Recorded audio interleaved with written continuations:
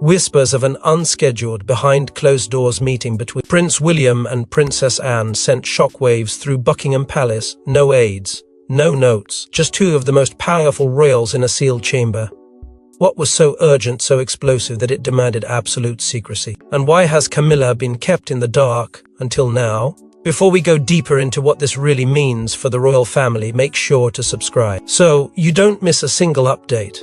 It began with an odd string of whispers from the heart of Clarence House staff murmuring about sudden changes in schedule, hurried arrivals, and an eerily tense silence gripping the corridors. Those who had worked under the late Queen claimed they hadn't seen this kind of movement since the days of Diana's unraveling marriage. Prince William and Princess Anne, both known for their sharp discretion, had blocked out nearly 2 hours from their calendars without explanation. Neither Charles nor Camilla were briefed. What raised even more suspicion was the immediate tightening of access to the meeting wing, security posted at unusual intervals, phones confiscated, and all non-essential personnel promptly dismissed from the floor. Clarence House, typically humming with routine, felt frozen, like it was holding its breath. Behind that sealed door, there were no courtiers to witness what transpired. No official record, just two royals bound by blood and driven by mounting tension. The meeting wasn't logged into any official diary, nor were staff allowed to acknowledge it even happened. When questioned, aides either deflected or gave conflicting stories. One said it was a private tea, another claimed it was a brief consult. But none of the stories aligned. Then came the curious silencing of 3 staffers who had direct access to the corridor, each reassigned to separate estates in the following 72 hours. Without reason or ceremony, Camilla, sharp-eyed and long-used to maneuvering within palace walls, reportedly became aware of her exclusion from a key morning briefing just before the meeting. Sources suggest she confronted one of Charles's longtime advisors, who claimed the meeting was insignificant, but her instincts told her otherwise. She wasn't just left out, she was being strategically distanced. That realization reportedly drove her to make an unscheduled call to her own communication team, though what she said remains unknown. Even more troubling was what followed. Security footage from the main corridor standard protocol for all internal palace wings was mysteriously wiped from the servers. Internal tech teams were given gag orders. One IT specialist, now under a non-disclosure clause, was overheard telling a friend, "We were told it never happened, but the footage was there before. I saw it, then gone." Whatever transpired between William and Anne was meant to be buried, but silence breeds curiosity, and the royal family has always failed to keep secrets hidden for long. But to understand the true weight of that clandestine conversation, we must first revisit the undercurrent of resentment building between Anne and Camilla, one that began long before Charles ever wore the crown. Behind her stoic gaze, Princess Anne has been fighting a silent war, won not with words, but with icy glances and strategic distance. For years, her relationship with Camilla has been brittle, but recent decisions by King Charles shattered what little peace remained. From the beginning, Anne made her position clear without ever raising her voice. She never needed to. Her disdain for Camilla's climb through the royal ranks was visible in the clipped nods, the deliberate absences, and the carefully timed silences. Unlike her brothers, Anne had lived through every stage of the monarchy's evolution, from Diana's raw pain to Camilla's controversial acceptance. To her, Camilla was never destined for the throne, and the notion of a queen consort. Camilla was a betrayal not just of tradition, but of the crown's very soul. It wasn't personal, it was principled. But as Charles elevated Camilla to higher visibility, shifting duties and titles in her favor, Anne's patience turned cold. Beneath the surface, tensions simmered over protocol, over presence, and above all, over legacy. When Camilla began repositioning herself as the patron of Queen Elizabeth's most cherished charities, Anne objected behind closed doors. These were not ceremonial titles to her.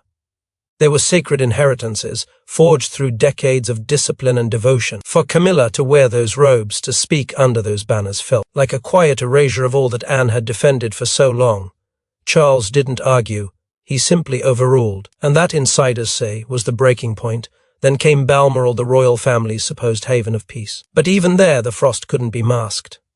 During a late summer retreat, a confrontation unfolded behind a locked study door. Staff nearby described raised voices and long silences. While no one admitted to hearing the words, the aftermath was undeniable. Camilla left early, and Anne didn't appear for the next scheduled gathering. From that moment on, Camilla-led events began to feel emptier. Whispers emerged that Anne had quietly declined multiple invitations, including a high-profile reception meant to solidify Camilla's charitable vision. What should have been a moment of unity instead highlighted the deepening cracks in the monarchy's core. But perhaps the most defining shift came not from Anne herself but from Catherine. Increasingly seen in Anne's company, often side by side at military commemorations and heritage events, Catherine's subtle but steady alignment with Anne did not go unnoticed. In contrast, her appearances with Camilla grew less frequent, her words more calculated. Together, Anne and Catherine projected a quiet alliance, one that placed legacy and duty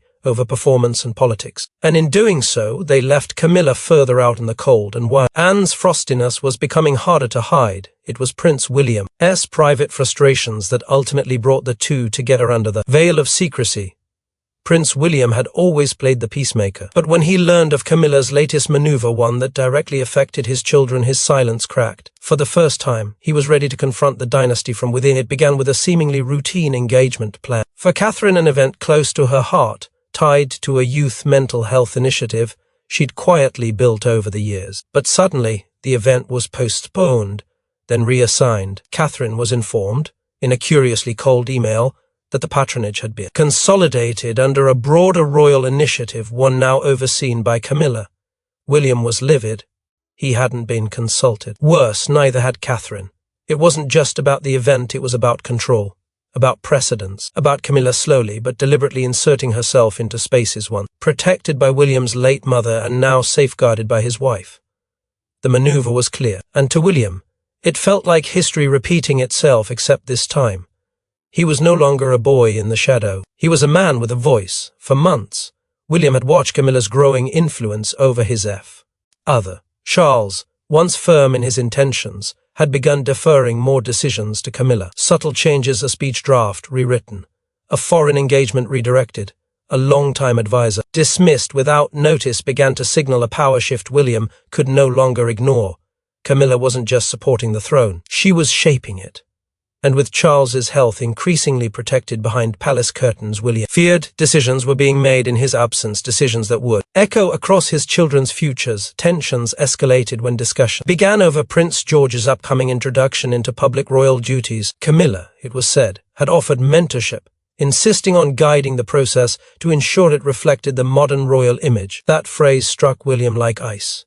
George didn't need rebranding, he needed protection, stability.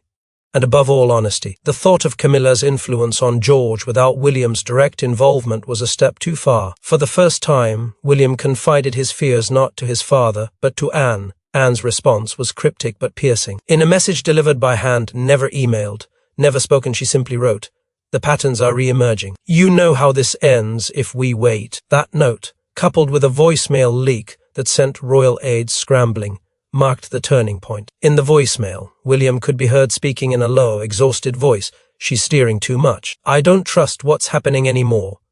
A leak was never officially addressed, but insiders claimed the fallout was immediate. William cancelled 3 public appearances. Catherine remained at home, and behind closed doors, discussions began not about succession, but about strategy. William had always carried Diana's lessons quietly, but now they roared back with clarity.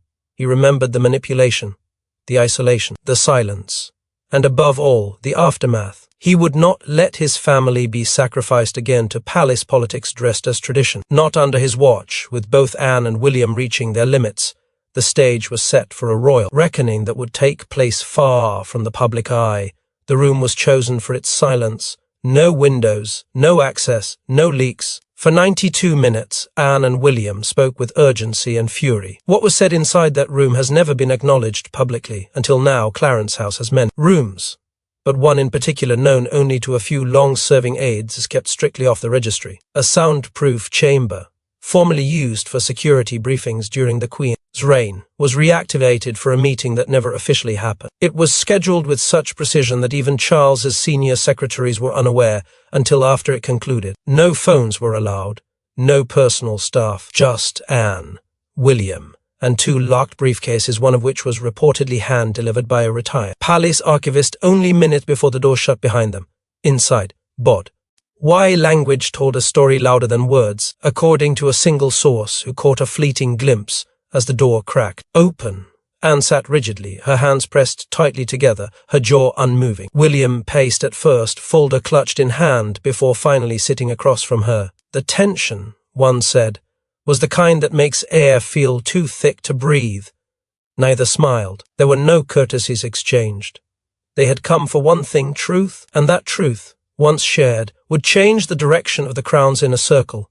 What sparked the eruption remains sealed in secrecy. But it's known that Anne arrived with a sealed envelope, one that had not been handled by any official courier. William, in response, brought a leather folder already worn at the edges, its contents thick and annotated. Just 30 minutes into the meeting, the sound of something slamming hard against the table echoed beyond the chamber's door. It was William, sources later confirmed, who had struck the surface after reading aloud a passage from the file. Camilla's name, mentioned more than once, always came in the same clipped tone, cold, clinical, deliberate.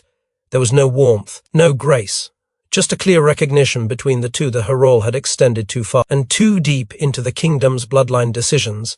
It wasn't all rage. At one point, silence reportedly engulfed the chamber for nearly 10 minutes.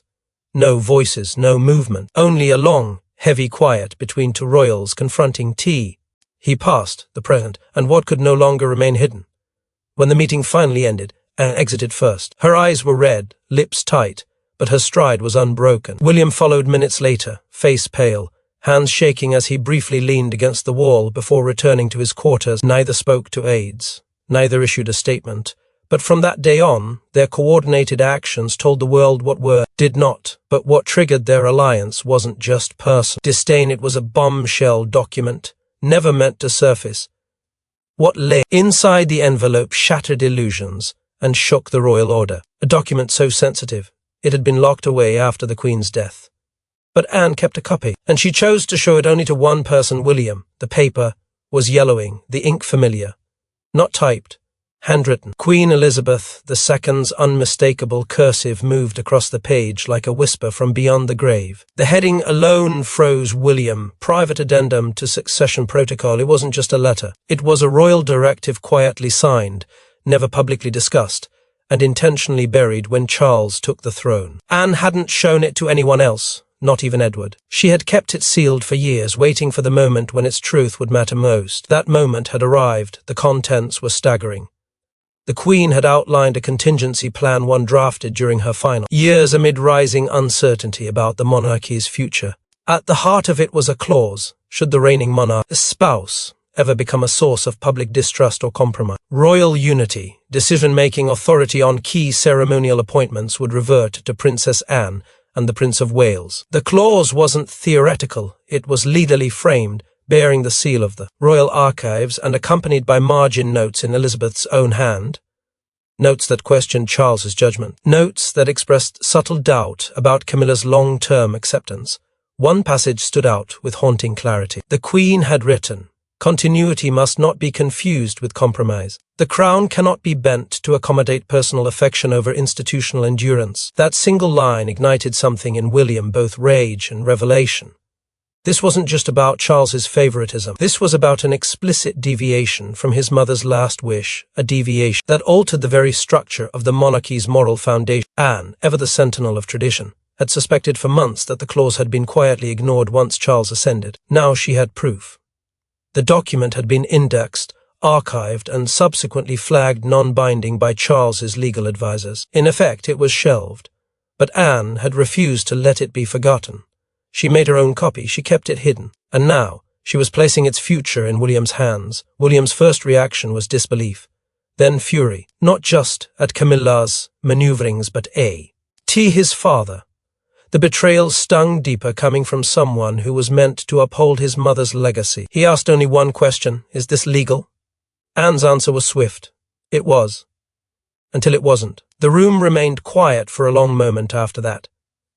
Then William stood, holding the paper as if it burned. He wasn't just fighting Camilla anymore. He was fighting a system that had deliberately buried a dying monarch's final instruction. And he knew this was no longer a family matter. It was constitutional. As the gravity of the document sank in, Anne and William realized that silence was no longer an option. But neither of them anticipated Camilla's preemptive move.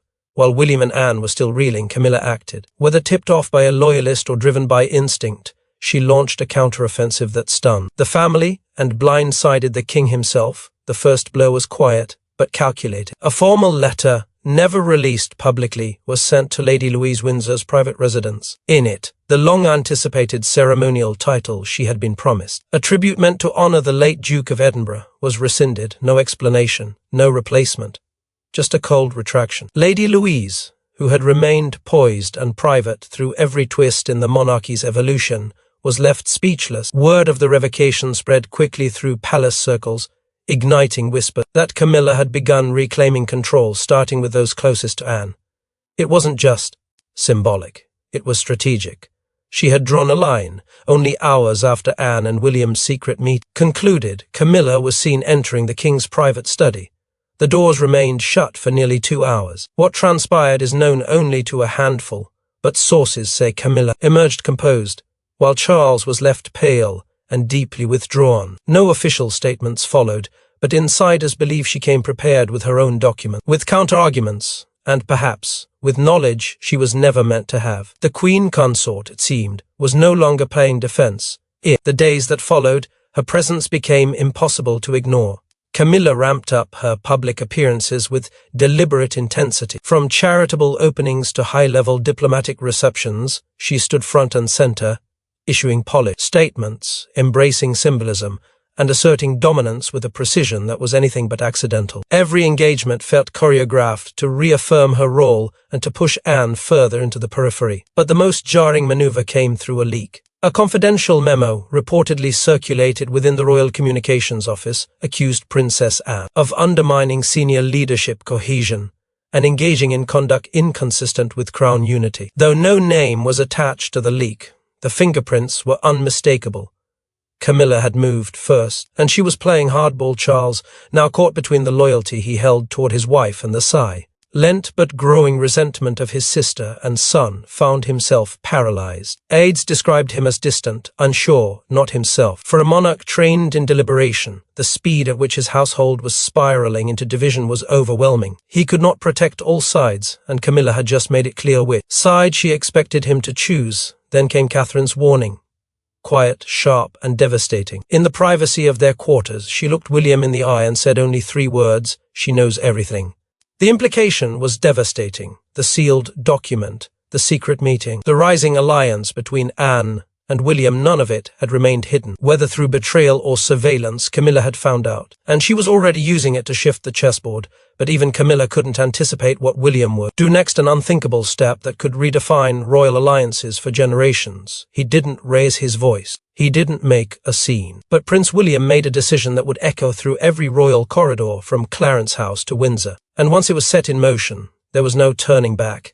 It began with a single name scribbled onto a private list, an old friend from university with ties to constitutional law. Then came another, an economist with a discreet advisory past in the late Queen's inner circle. Within days, William had assembled a network of confidants, experts, and former aides, none of whom held current titles, but each with knowledge powerful enough to shape the future. It was a move not born out of rebellion, but out of necessity. With Camilla's reach expanding and Charles increasingly withdrawn, William realized the monarchy's stability could no longer be left to chance or to those operating under veiled ambition. What he built was quiet but methodical, a private advisory circle that functioned outside the king's immediate knowledge, their brief to assess the implications of the succession clause Anne had unveiled, to map out constitutional precedent, and, most importantly, to advise William on what could be legally maneuvered without triggering a public war. Within this circle, it was agreed,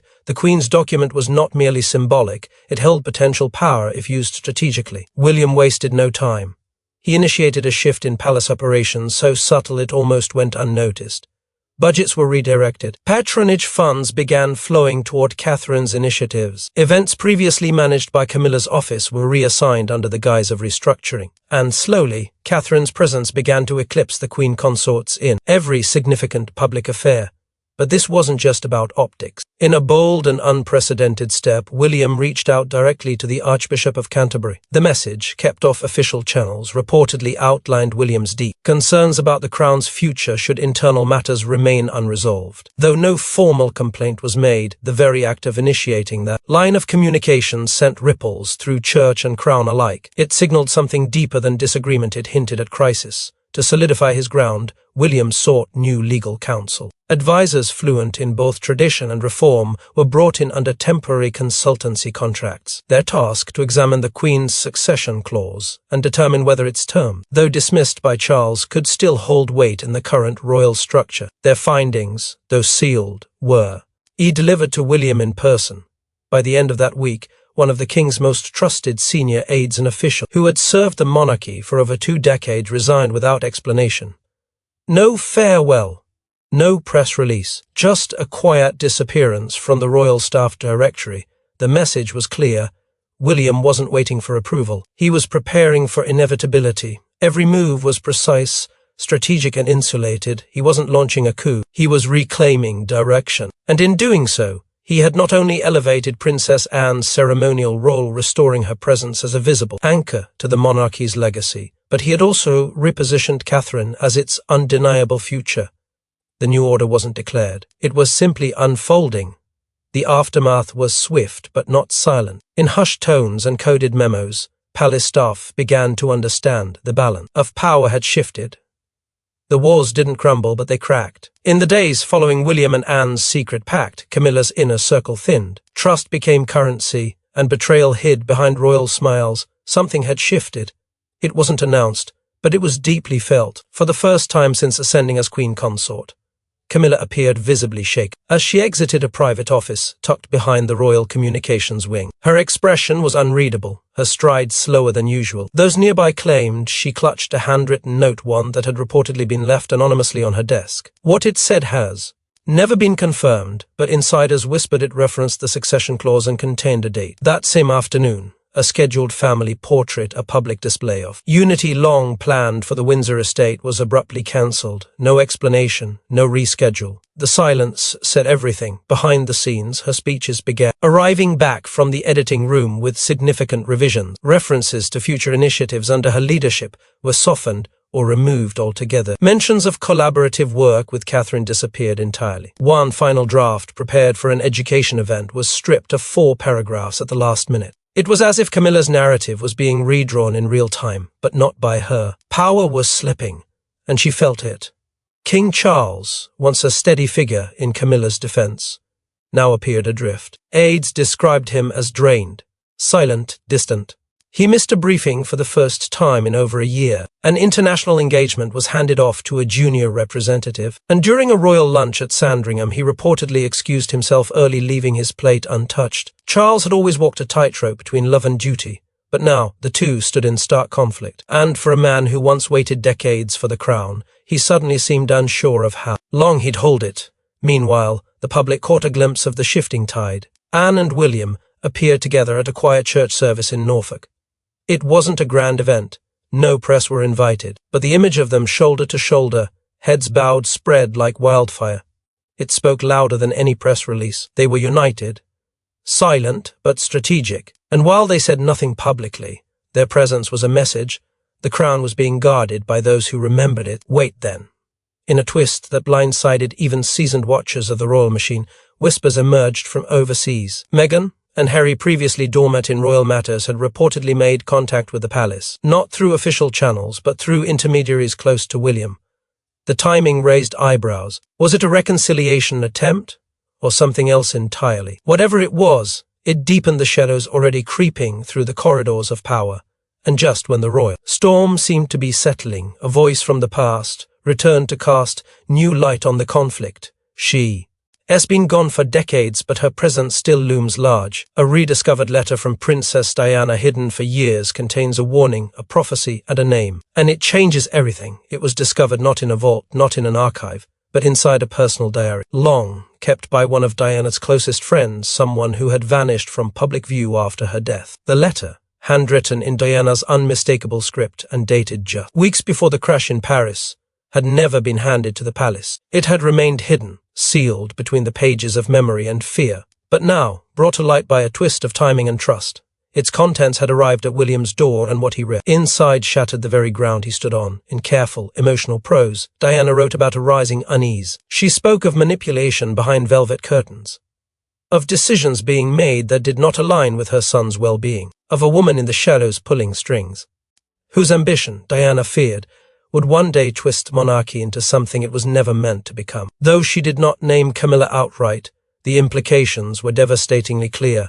Diana had sensed something, and that something had become real. The letter went further. She warned of how her sons would be targeted not by enemies, but by those closest, that their loyalty would be tested, their love for family exploited. She pleaded that, if anything ever happened to her, those who truly understood the weight of the crown should step forward. And then came the line that changed everything: protect William, trust Anne. It was a sentence that struck with the force of prophecy.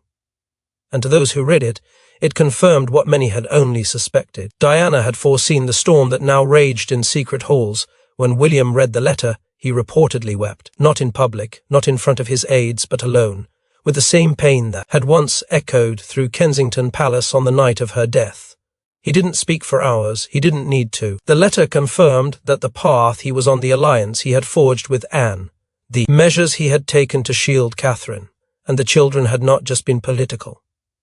It had been maternal, foretold, guided by a mother whose voice had been silenced too soon, but whose legacy refused to die. The impact of the letter rippled through the inner circle. Even Charles, reportedly handed a copy in private, fell into stunned silence.